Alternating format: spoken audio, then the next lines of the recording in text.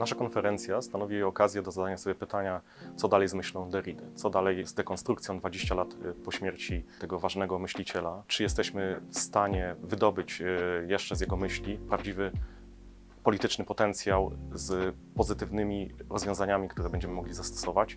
W tym celu zaprosiliśmy wielu wspaniałych gości. I could say that voice in a certain way was always my theme, with regard to Derrida, maybe not only to Derrida, but certainly with regard to him. And what I can say on a personal level is that I loved Derrida's voice, which was a very warm voice, with strange streaks of accents from the Maghreb, which I always found amusing and touching.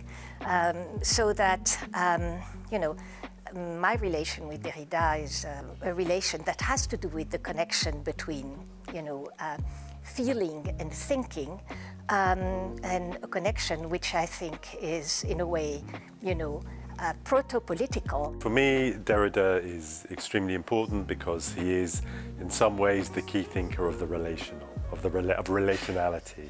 This is a theme that runs through all of Derrida's thought, from his initial responses to structuralism and phenomenology, through to his ethical thinking, his interest in the idea of secrecy. This is a necessary set of questions to think about whenever we're thinking about what it means to be a person in social and political relationships with others, about what the nature of democracy is, how democracy can allow groups of people to express their connectedness to each other politically in ways which are not simply oppressive.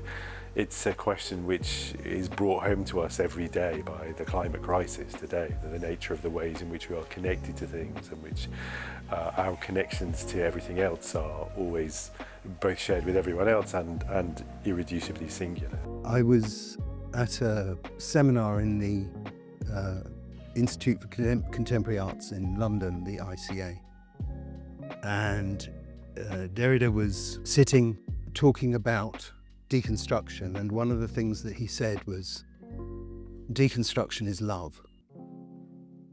And in the questions afterwards, someone said to him,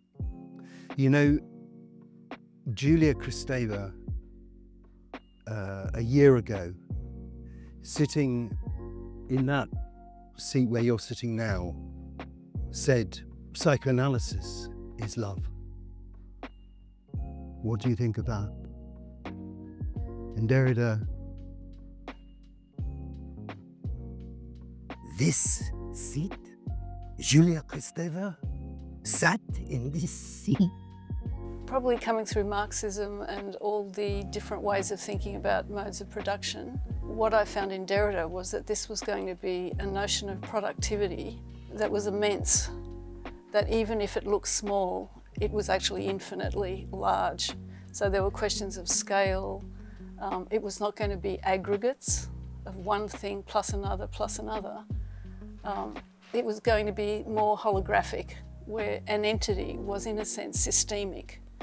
And so for me, the ethical and political implications of that were terrifying and wonderful, and it allowed me also to rethink a feminist response where nature or the ground was not simply underneath us or behind us, it was as much in front of us. So it complicated, I think, notions of space and time in a quantum way that would, or potentially could transfer, change the humanities and the way the humanities divides itself off from other things. Filozofia Jacques'a Derridy, filozofia po nowoczesności była pewnego rodzaju przeboleniem XX wieku. Była próbą przeprowadzenia procesu żałoby po najważniejszych ideach i najważniejszych wydarzeniach XX wieku, a przede wszystkim dwóch strasznych wojnach w pierwszej połowie XX wieku, po zagładzie i po tym, co stało się z ideą komunizmu, po gułagu. Ta żałoba wydaje się być podstawowym takim przesłaniem filozofii ponowoczesnej. Problem polega na tym, że nie można, powiedziałbym, dzisiejszym pokoleniom pokoleniom, które spotykają się z niebezpieczeństwem nadchodzącym z przyszłości, a nie z przeszłości, narzucać żałobę. Żałoba musi przejść do przyszłości. Marks w bardzo słynnych słowach mówi o tym, że filozofia jest zaledwie głową, a serce stanowi proletariat. I właśnie w tym duchu musimy zadać sobie pytanie o pomyślenie na nowo zbiorowej podmiotowości politycznej. Na ile Derrida i jego myśl jest z tym potrzebna jako pewnego rodzaju hiperkrytyczna refleksja nad możliwościami właśnie wyłonienia się takiej podmiotowości i na ile będzie pomocna w ukonstytuowaniu się takiej podmiotowości, która będzie w stanie wyciągnąć nas z tego, powiedzmy, zmierzchu demokracji, o którym mówi Jeremy Gilbert, ściśle związanego z kryzysami kapitalizmu.